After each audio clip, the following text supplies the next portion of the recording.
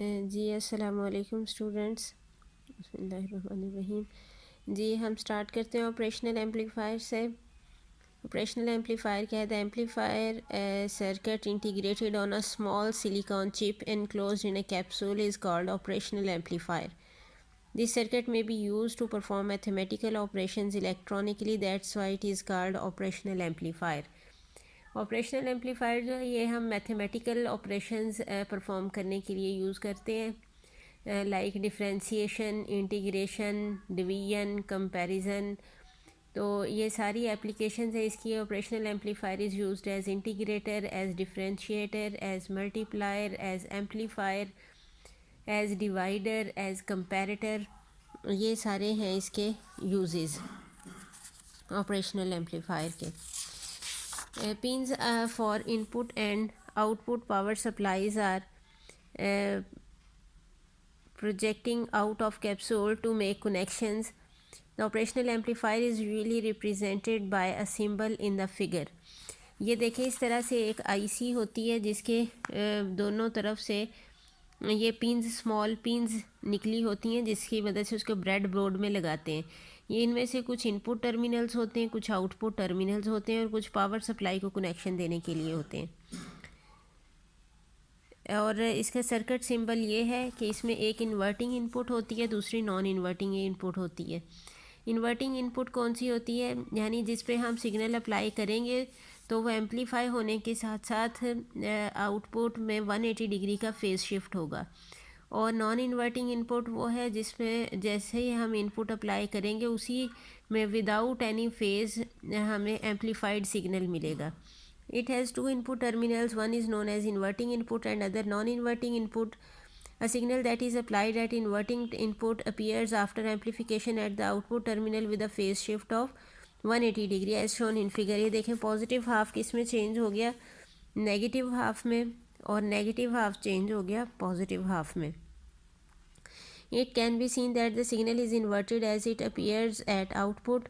Non-inverting input क्या है? If the signal is applied at non-inverting input, it is amplified at the output without any change of phase.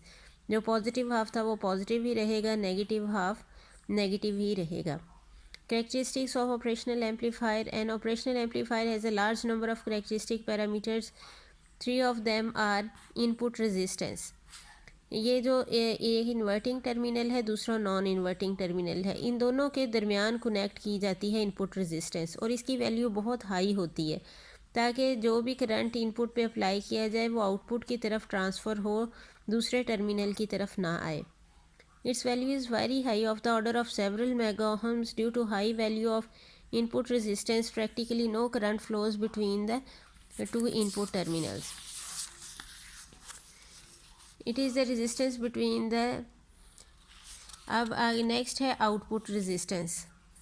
ये next heading है output resistance. ये क्या है? It is the resistance between the output terminal and ground. Its value is only a few ohm. ये जो output terminal है इसके और ग्राउंड के दरमियान जो रेजिस्टेंस है वो है आउटपुट रेजिस्टेंस, और इसकी वैल्यू बहुत स्मॉल होती है, only few ohms. Open loop gain. Open loop gain क्या होगा? ए से हम इसको रिप्रेजेंट करते हैं, सबस्क्रिप्ट में लिखते हैं OL, that stands for open loop. It is the ratio of output voltage V0 to the voltage difference between non-inverting and inverting inputs when there is no external connection between the output and input. यानी ratio किसकी लेनी है? Output voltage की, difference of potential between non inverting and inverting terminal. Non inverting terminal के voltage को V plus कहेंगे और inverting terminal के वोल्टेज को कहेंगे V माइनस. तो ये क्या कहलाएगा? या हम कह सकते हैं रेशो है आउटपुट वोल्टेज और इनपुट वोल्टेज की. The open loop gain of operational amplifier is very high, that is of the order of 10⁵. Operational amplifier as inverting amplifier. ये लॉन्ग क्वेश्चन में आता है एज इन्वर्टिंग एम्पलीफायर या फिर as non inverting amplifier. ये important question है. Figure shows the circuit of operational amplifier when used as an inverting amplifier. The input signal Vi, which is to be amplified, is applied at inverting in terminal. अब ये देखें, एक inverting terminal है, दूसरा non inverting है। Inverting terminal पे हमने input signal apply किया है थ्रू रजिस्टर R1, और जो आउटपुट नॉन इन्वर्टिंग टर्मिनल है इसको हमने ग्राउंड कर दिया है। The non inverting terminal is grounded, its potential is zero. Ground का मतलब क्या है, ये ज़ीरो पोटेंशियल पे है। As open loop gain of operational amplifier is very high of the order of 10⁵, so according to the equation AOL is equal to V out divided by V plus minus V minus. अगर ये value बहुत large है तो इसका मतलब है जो denominator में वैल्यू है वो बहुत स्मॉल होगी। तो हम कह सकते हैं V plus minus V minus is approximately zero और V plus is approximately equal to V minus. इसे हम नाम देते हैं प्रिंसिपल ऑफ वर्चुअल ग्राउंड का, यानी voltage of inverting terminal is approximately equal to the voltage of non inverting terminal. Since V plus is at ground, so V minus is virtually at ground potential. अगर एक को ground किया हुआ है तो इसका मतलब है दूसरा भी ग्राउंड पे है। That is V minus is approximately equal to zero according to the figure current through R1। अब हम ये कहते हैं कि ये एक रेजिस्टेंस है R1, इसमें से करंट फ्लो कर रहा है I1। जो रेजिस्टेंस है R2, उसमें से करंट फ्लो कर रहा है I2। अब देखिए कि अगर हम ये पॉइंट कंसीडर करें, ये पॉइंट, तो यहाँ पे से देख I1 इस पॉइंट की तरफ फ्लो कर रहा है और I2 इससे अवे फ्लो कर रहा है। तो इस पॉइंट पे देखें, अब हमने लेना है ये करंट जो I1 इस पॉइंट की तरफ फ्लो कर रहा है I1। Now current through R1 is equal to I1। अब ओहम्स लॉ में हमने ये पढ़ा है V is equal to IR होता है, तो I किसके इक्वल होगा, I will be equal to V over R, so I1 will be equal to V over R। अब V क्या है, इन दोनों जो R1 के क्रॉस दोनों टर्मिनल्स हैं इनका लेना है हमने potential difference. V potential difference को शो करेगा। यहाँ पे पोटेंशियल कितना है जो हमने इनपुट अप्लाई किया, यानी VI, और इधर पोटेंशियल कितना है जितना इन्वर्टिंग टर्मिनल का वोल्टेज है V माइनस से उसे रिप्रेजेंट करेंगे। यहाँ वोल्टेज है VI और इधर है V माइनस जो इन्वर्टिंग टर्मिनल का वोल्टेज है, डिवाइडेड बाय R1। और देखें V प्लस, अगर हमने कहा है कि यहाँ पे V प्लस और V माइनस दोनों इक्वल हैं।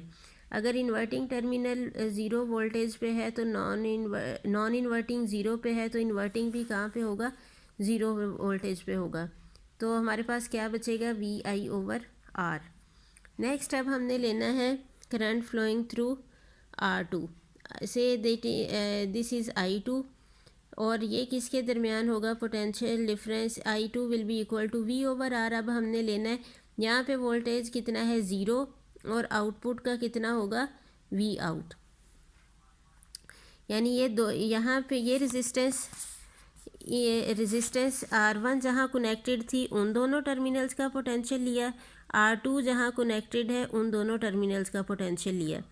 तो यहाँ पे क्या हो जाएगा, V माइनस, और इधर क्या है, V आउट। तो फिर हम यहाँ पे क्या लिखेंगे, V minus minus V out divided by R2 is equal to, अब V माइनस ज़ीरो है, so zero minus V out over R2। ये आ जाएगा हमारे पास VI ओवर R और V out over R2। Practically no current flows between inverting and non inverting terminal. हमने ये कहा था इनपुट रेजिस्टेंस हाई होती है, इसलिए इन दोनों टर्मिनल्स के क्रॉस कोई करंट फ्लो नहीं करेगा। इसका मतलब यह है कि जितना करंट इस पॉइंट की तरफ फ्लो कर रहा है उतना ही अवे जा रहा है। तो by applying Kirchhoff's first rule हम लिख सकते हैं I1 is equal to I2। ठीक है, तो फिर हम यहाँ से लेंगे V